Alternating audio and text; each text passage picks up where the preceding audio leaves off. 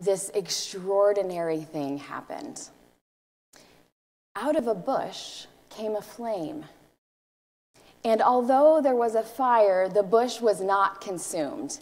And even more extraordinary, an angel of the Lord was in the midst of that bush. And so Moses was compelled to look at this extraordinary thing that was happening. And as he turned to look, he heard at that time the voice of the Lord calling to him, "Moses, Moses." And Moses said, "Here am I." Caught up in a vision of the Lord, Isaiah saw the Lord seated on his throne with the train of his robe filling the temple. And there were these beautiful, breathtaking creatures there amidst the throne room calling out, "Holy, holy, holy." And Isaiah, caught up in this presence of the Lord, cried out, "Woe is me." And after Isaiah finished his monologue, one of these beautiful, breathtaking creatures came to him and placed a burning coal upon his mouth, giving the assurance of the forgiveness of sin and the removal of guilt. And it was at that time that the voice of the Lord broke through, saying, "Whom shall go for us? Whom shall I send?" And Isaiah replied, "Here am I, Lord. Send me." It was at a time when the voice of the Lord was rare. These were days when visions were infrequent.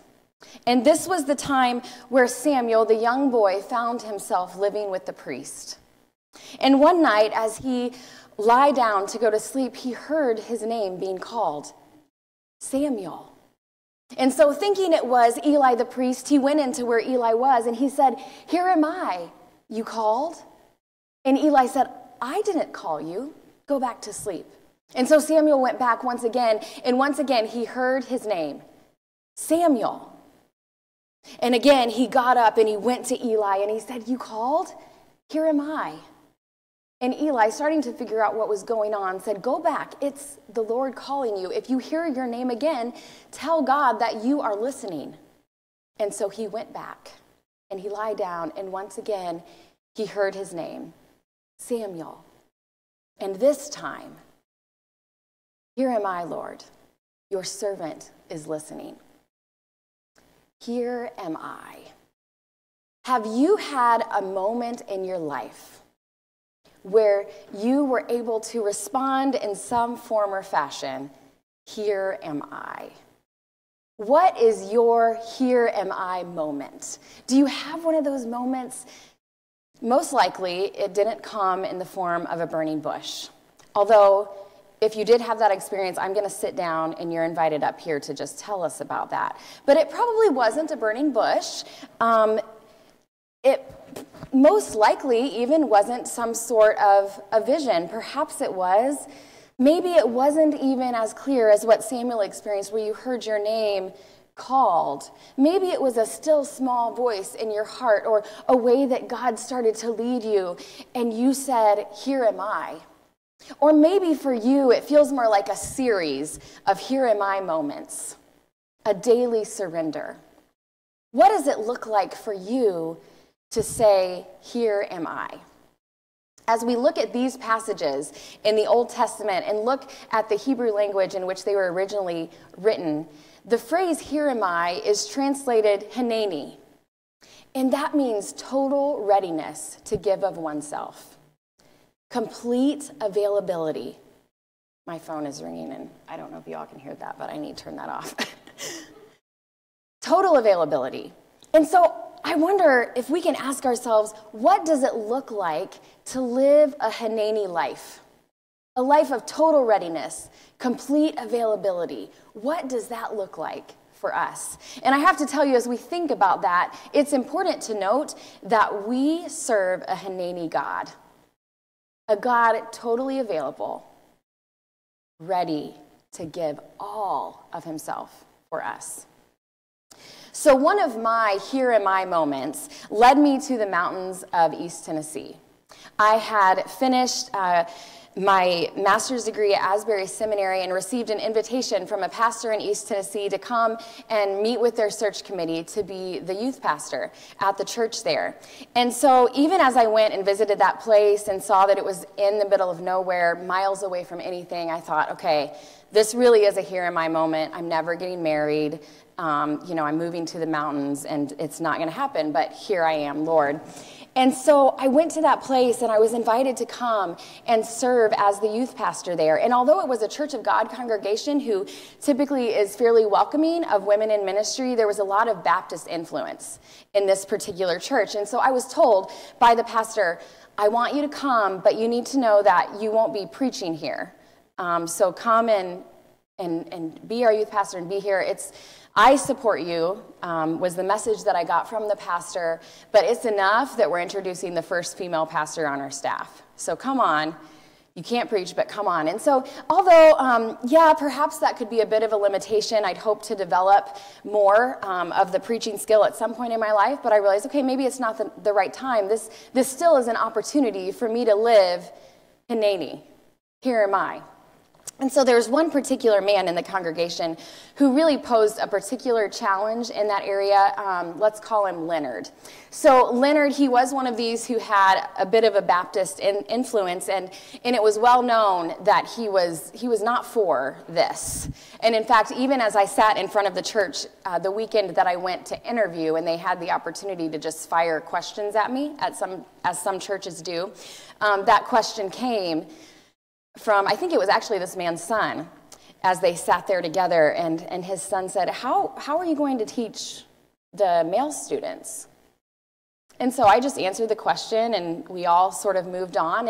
And throughout the time there, it was more of a passive-aggressive resistance. He wasn't resistant to my face, but if I were to, if the youth group were giving the service on a Sunday evening, and I was going to give even just sort of a lesson, he just wouldn't come. Or during times when we would have Church of God camp meeting experiences in our town, there was one particular time where there was one of the most well-known female preachers in the Church of God came, and he would come to the service and sit through the singing worship part, and then he would make his exit before the message. And so, yes, perhaps this was a bit of a limitation, maybe a bit challenging, and yet not a threat. Not really a threat to being able to live out Hineni. Here am I. And so what does it look like for us to claim, here am I, Lord? Live out a life worthy of this calling, this beautiful call that we have received, even in the midst sometimes of opposition and resistance and barriers that come at us. And so as Courtney read, we looked here at Ephesians chapter 4, and Paul has some things to say about this, as Paul often does. And Courtney read that to us about living a life worthy of this call that we have received. I want to also read this to you out of the Message version so we can think about some other ways to think about this as well. And this says, in light of all this, here's what I want you to do. While I'm locked up here, a prisoner for the master, I want you to get out there and walk. Better yet, run on the road God called you to travel. I don't want any of you sitting around on your hands. I don't want anyone strolling off down some path that goes nowhere. And mark that you do this with humility and discipline, not in fits and starts, but steadily pouring yourselves out for each other in acts of love, alert at noticing differences, and quick at mending fences. As we think about claiming our here am I moment, living with this here am I posture, what does it look like to live out the calling that we have received? I want to tell you that wherever you've been called, whatever that looks like, you have been called as you are. As you are. A woman, a man, like Moses, one who can't speak, like Isaiah, who's thinking about saying, here am I, but not really knowing exactly what that means. Despite any kind of weakness or challenge that you perceive that you have, God has called you as you are. And God called Paul as he was. In fact, as Paul wrote this, he was writing as a prisoner. That's a bit of a limitation, I suppose. you might say. And Paul had every reason to be angry. This was unfair. Paul had every reason to fight back. And yet here, Paul says, live a life worthy of the calling that you have received. God makes a way. God clears the path. God opens the doors. So what does it look like to wait in those moments? And what does it look like to move when God says to move? How does waiting and moving fit into living a life worthy of this call that we have received? So when I moved to the mountains of East Tennessee, I did indeed, by the great miracle hand of God, find a husband there. I did, actually rather quickly. I met him. He was a youth pastor at another church in town. He's sitting right here in the front. Hey, babe. And so we met pretty quickly. We went on a date a couple months, maybe even a month after I got there, got married a year later. But he had been on a bit of a journey in the time before I met him. He'd finished his degree in business at a state school, and shortly after that was volunteering with the youth group and was attending a youth convention with them. And it was at that point when he felt this call of God on his life. And so in thinking about that call, he ended up going back to get another bachelor's degree at a Bible school. And it didn't make sense to anyone around him that he was doing this, and yet he was being faithful to the call. And so as he went through that process, and during the time that I met him and during the time that we were engaged, he went through a series of just kind of really rotten experiences within the church and in ministry, as sometimes that happens. And as a matter of fact, it got so bad that right pretty quickly, shortly before we got married, he found himself without a job at all. That's a great way to start a marriage, but there was God's hand within all of it. But he didn't have a job, and so it was this time of waiting, of going like, God, here am I. This doesn't make sense. Like, doors are closing and things aren't going, and what do you have for me? And this time of waiting led him to a job where he found himself as the receptionist at a nursing home. Not something that you think you're going to be doing when you accept a call to ministry. And yet that's what this time of waiting needed to look like for him.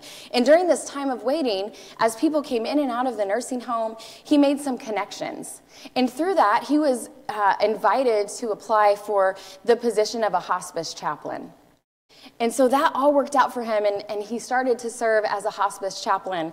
And it wasn't long after that, when he was getting his footing there and really enjoying it, that we felt the call of the Lord to come to Anderson, for him to come to seminary, for me to serve in a position here at AU.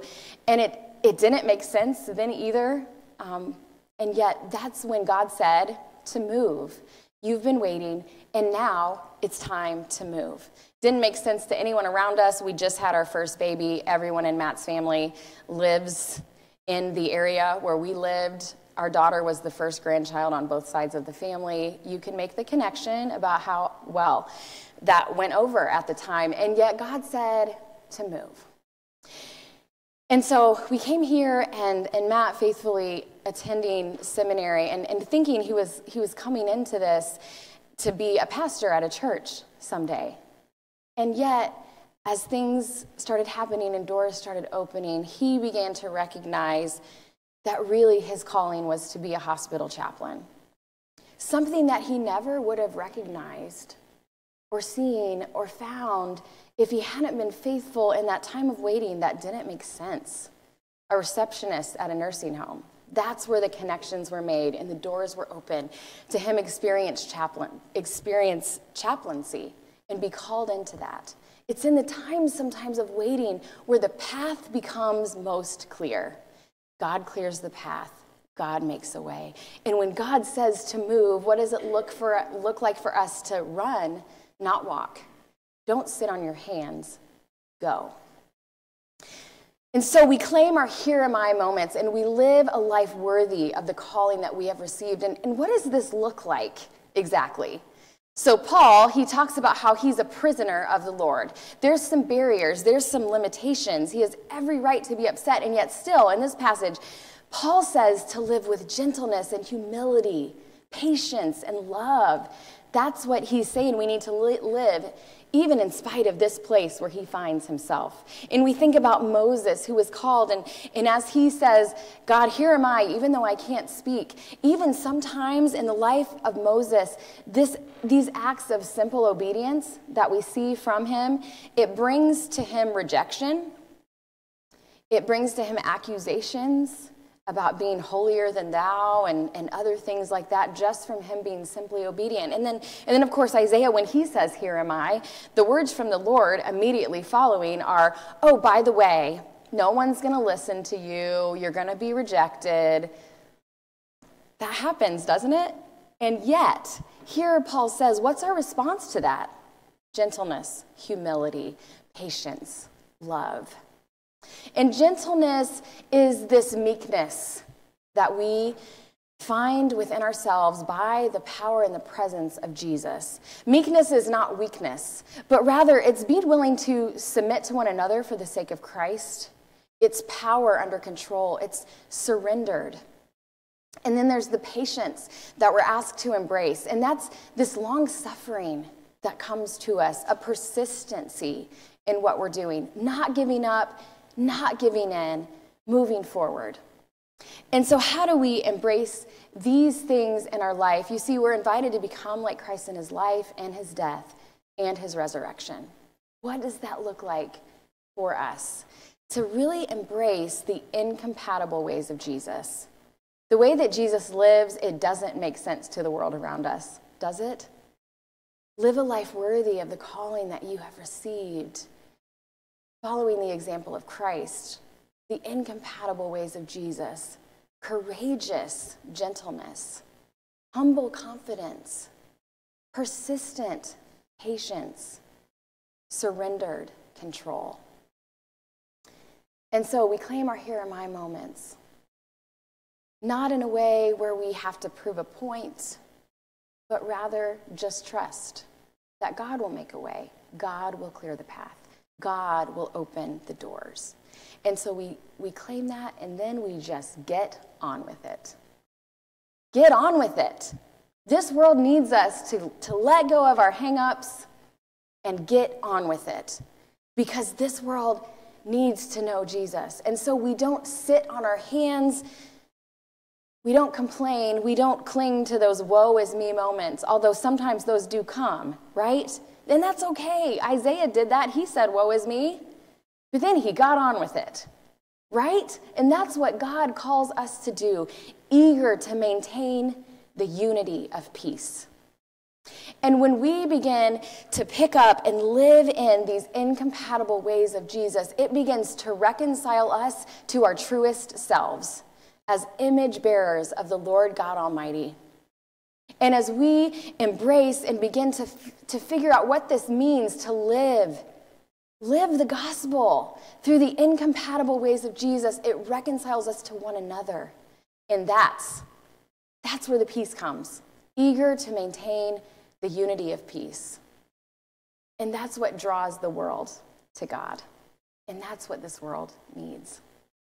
And so we claim, here am I, God, Hanani, every day, picking up this Hanani posture in our lives, ready to give oneself, totally available, even in the midst of the barriers and the limitations and all that may come our way. I spent 3.5 years at that church in the mountains of Tennessee.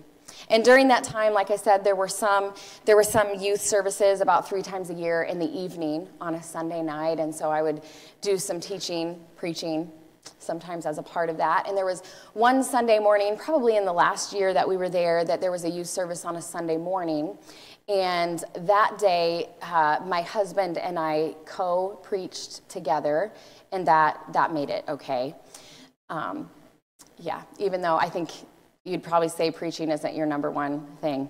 But anyway, we did that together, and that's how we got past that. But then during that last month that I was there, had already announced that I would be leaving and moving on. My pastor was on sabbatical during part of that time, and so he asked me if I would preach one Sunday morning. Just me? Yeah. Okay, sure. So I preached that morning, and this man that I'm calling Leonard was there, and he was sitting where he typically sat near the center aisle about 5 or 6 rows back, and I thought, I wonder if he doesn't know that I'm preaching today. And my husband was offering the prayer that morning, and as Matt prayed, he prayed for me as I would be giving the message soon, and I thought, okay, now he knows. And after the prayer was this time of greeting where every single Sunday we sang, "We Are One in the Bond of Love." So I thought, this is Leonard's exit. He's going to go on out when we sing "We Are One in the Bond of Love," and that would be okay. But he didn't. He stayed. He stayed, and he listened to the whole message. And then after the service was over, this man he never paid any attention to me, never shook my hand, came and shook my hand and said, "Good message." God changed his heart. I didn't have to do anything. God made a way. God cleared the path. That's what God does. That is God's business.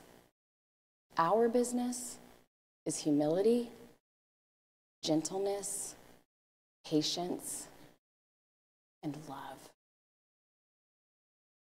And so we cry out, surrendered,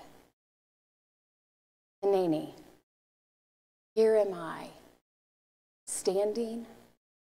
Here am I, waiting.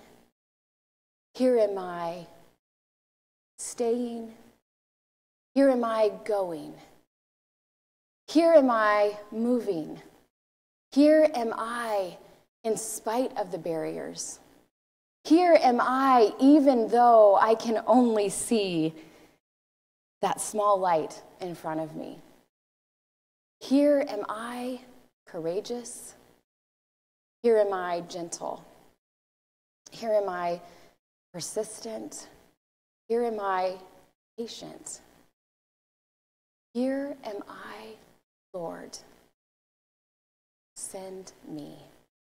I belong to you. Here am I." Let's pray together.